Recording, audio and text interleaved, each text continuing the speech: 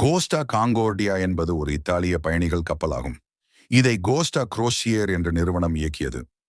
13 ஜனவரி 2012 அன்று இந்த கப்பல் இத்தாலியின் துஷ்கானி கடற்கரையில் உள்ள ஜிலியோ தீவு அருகே விபத்துக்குள்ளானது. கப்பல் அதன் வழக்கமான பாதையிலிருந்து விலகி தீவின் கரைக்கு மிகவும் அருகில் சென்றது. இதனால் கப்பலின் அடிப்பகுதி கடலுக்கு அடியில் உள்ள பாறைகளில் மோதியது.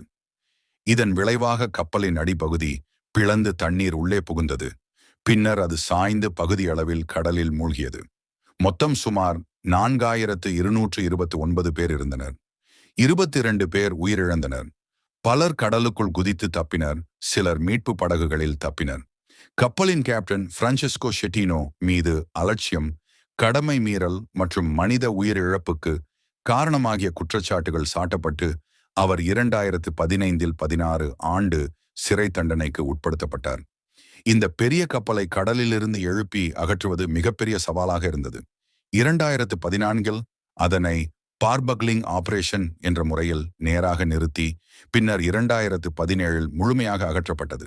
கப்பல் விபத்தால் ஏற்பட்ட மொத்த நிதி இழப்பு சுமார் 2 பில்லியன் அமெரிக்க டாலர், அதாவது சுமார் இந்திய மதிப்பிற்கு 16,000 கோடி ரூபாய் என கணக்கிடப்பட்டுள்ளது. யூரோ மதிப்பில் இது 1.5 பில்லியன் யூரோ ஆகும். இது போன்ற தகவல்களை தெரிஞ்சுக்க நம்ம சேனலை சப்ஸ்கிரைப் பண்ணுங்க.